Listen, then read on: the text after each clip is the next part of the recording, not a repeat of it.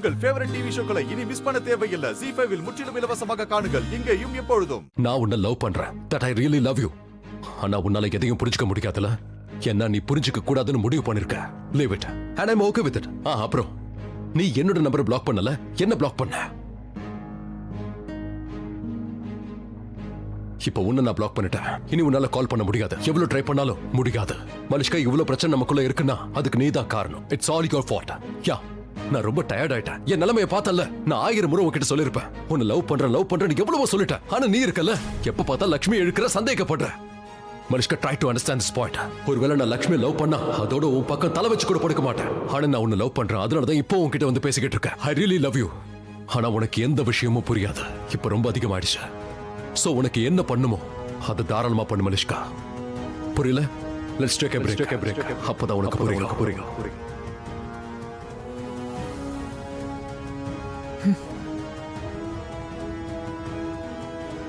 Fine, தாராளமா என்ன black பண்ணிக்கோ. நானும் இதுக்கு ஒத்துக்கிறேன்.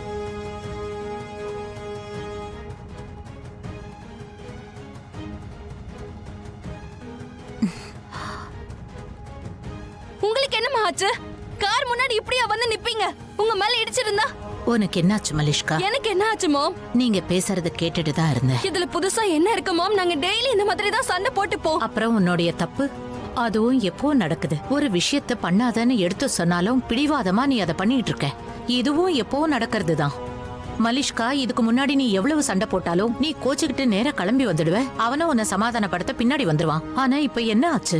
நீ உன்னை எங்க கொண்டு வந்து நிறுத்திருக்கேன்னு பாரு. மாம், அந்த மாதிரி எல்லாம் எதுவும் இல்ல. மலிஷ்கா, ஒரு ஆம்பளை ஒரு பொம்பளை கூட வாழும்போது வெளியில வேற ஒருத்திய விரும்புவான்.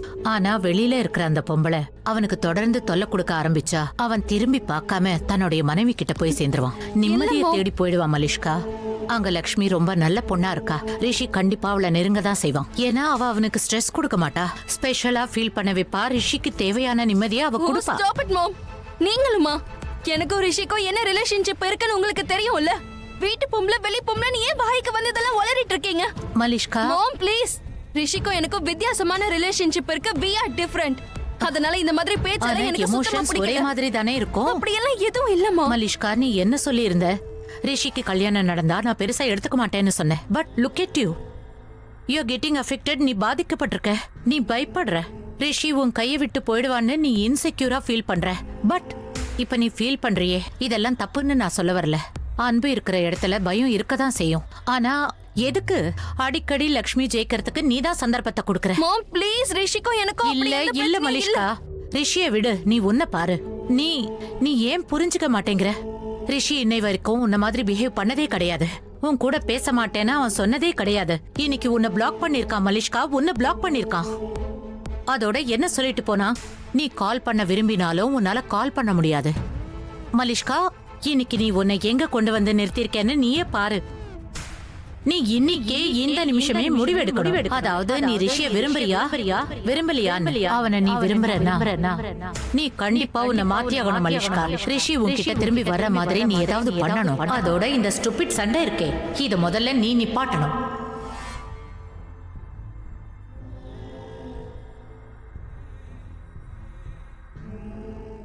இத உள்ள கொண்டு போய் வச்சிருங்க. டின்னருக்கான ஏற்பாடெல்லாம் பண்ணணும். நீங்க ஒரு வாட்டி உள்ள போய் செக் பண்ணிக்கிறீங்களா? இதெல்லாம் என்ன லக்ஷ்மி? யார கேட்டு பிச்சைக்காரிக்கு நீ அதெல்லாத்தையும் எடுத்து கொடுத்த? நல்லது தானே பண்ண. என்ன நடக்குதுங்க? எக்ஸாக்ட்லி இதையே தான் நான் லக்ஷ்மி கிட்டயும் கேக்குறேன். இந்த வீட்டுக்குள்ள என்ன நடக்குது? 2 கையாலையும் தானம் பண்ணிட்டு இருக்கா. இந்த வீட்டை காலி பண்றா. சாப்பாடு கொடுத்தா பரவாயில்ல, காய்கறிகளையும் கொடுக்கறா. அதுவும் பேக நிரப்பி கொடுக்கறா. என்னாச்சு? ஏன் இப்படி பேசுறீங்க? கடவுள் புண்ணியத்துல இன்னைக்கு நம்ம கிட்ட எல்லாமே இருக்கு.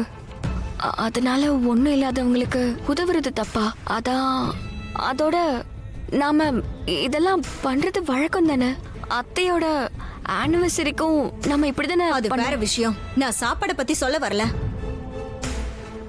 ஆனா கொஞ்ச நேரத்துக்கு முன்னாடி நீ பண்றது எல்லாத்தையும் பார்த்த. அது என்னது? இதுல நான் என்ன தப்பு பண்ண? எக்ஸ்கியூஸ் மீ, நீ என்கிட்ட கேள்வி கேக்குறியா? சாரி சொல்றத விட்டுட்டு நீ எதிர் கேள்வி கேட்டுட்டு இருக்கியா? இல்ல அத்தை, அப்படிலாம் இல்ல. சாரி, நான் உங்களுக்கு மரியாதை குறைவா பதில்லாம் சொல்லல. நான் நிஜமாவே என்ன தப்பு பண்ணங்கிறது எனக்கே தெரியல. நான் என்ன தப்பு பண்ணேன்? நான் தேவையில்லாம உங்களுக்கு பதில் சொல்றேன்னு நினைச்சீங்கன்னா என்ன மன்னிச்சிருங்க. ஆனா நான் இப்ப கூட சொல்றேன், நான் என்ன தப்பு பண்ணேன்னு எனக்கே தெரியல. அதாவது எங்க கிராமத்துல நாங்க இப்படிதான் செய்வோம். சின்ன வயசுல இருந்து நான் இத பார்த்திருக்கேன், இதுதான் கத்திருக்கேன். பசியோட வந்தவங்களுக்கு சாப்பாடு கொடுக்கணும், தண்ணி கேட்டா தண்ணி கொடுக்கணும். எனக்கு தெரிஞ்சு இது மிகப்பெரிய உதவி. நான் அதை தான் பண்ணேன். ரொம்ப பேசாத. நீ பண்ற நல்ல விஷயங்களை பத்தி நான் பேச வரல. உன்னோட முட்டாள்தனத்தை பத்தி பேசிட்டு இருக்க. தினமும் வீட்ல இருக்கிற சாப்பாட்டை இந்த மாதிரி கொடுத்துட்டு இருந்தனா நாளைக்கு என்ன ஆகும் தெரியுமா? இங்க பிச்சைக்காரங்க லைன்ல வந்து நிப்பாங்க. ஊர்ல இருக்கிற மொத்த பிச்சைக்காரங்களும் இங்க வந்து நிப்பாங்க. ஏன்னா நீதான் நல்லா சேவை செஞ்சுட்டு இருக்கியே. அவங்களுக்கு சாப்பாடு கொடுக்கதான் சம்பாதிக்கிறோமா? இருக்கிற மூளையை கொஞ்சம் யூஸ் பண்ணு. முட்டாள்தனமா ஏதாவது காரியத்தை பண்ணிட்டு இருக்காத. உனக்கு தான் எதுவும் புரியலன்னு நினைக்கிறேன். என்ன? சாப்பாட்டுக்காக லைன்ல நிப்பாங்களா? So what's the big deal? நம்ம கிட்ட என்ன குறை இருக்கு? சாப்பாட்டுக்கா இல்ல பணத்துக்கா? நம்ம கிட்ட ஏதாவது குறை இருக்கா? அண்ணி, கரிஷ்மா, நீ தான் புரிஞ்சுக்கணும். நம்ம கிட்ட இருக்கிறத கொடுக்கறதுல என்ன தப்பு இருக்குன்னு சொல்லு. நம்ம கை இப்படித்தான் இருக்கணும், கொடுக்கற இடத்துல தான் இருக்கணும். புரியுதா? அந்த அம்மாவுக்கு லக்ஷ்மி சாப்பாடு தான் கொடுத்தா. அதுக்கு பதிலா அந்த அம்மா ஆசீர்வாதம் பண்ணிருப்பாங்களே. அந்த ஆசீர்வாதத்தோட மதிப்பை புரிஞ்சுக்க கரிஷ்மா. நான் அந்த அர்த்தத்துல பேசல. நான் சொல்ல வந்தது, வீட்ல கூட்டிட்டு வந்து ஏன் கொடுக்கணும்? இது கோயில்ல நம்ம விருப்பப்படும் போது கொடுத்தா அந்த அம்மா போதும். நம்ம வீட்டுக்கு வந்திருந்தாங்க, நம்ம வீட்டு வாசப்படியை தேடி. அவங்களுக்கு பாவம் என்ன கஷ்டமோ வாட்ச்மேனை தள்ளி விட்டுட்டு உள்ள வந்திருக்காங்க. அவங்களும் ஏதாவது கோயிலுக்கோ மடத்துக்கோ போயிருக்கலாம் தான். அவ்வளவு தூரம் போக முடியாத அளவுக்கு பசியா இருந்திருக்கும். அவங்க சாப்பிட்டு வயிறு குளிர்ந்து பண்ண ஆசீர்வாதம் எவ்வளவு பவர்ஃபுல்னு உனக்கே தெரியும்ல. இதுக்கு மேல உனக்கு புரிய வைக்க எனக்கு தெரியல.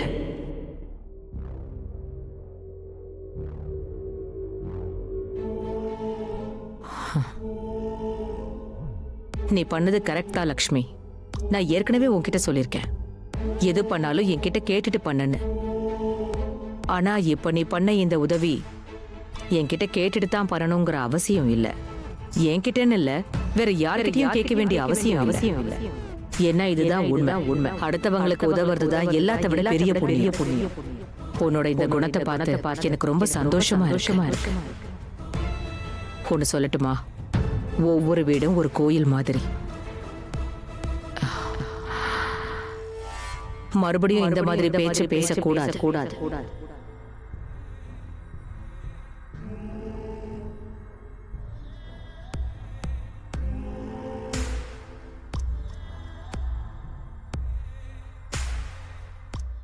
ஜீ5 ஆப்பை டவுன்லோட் செய்து அனைத்து எபிசோடுகளையும் இலவசமாக பாருங்க.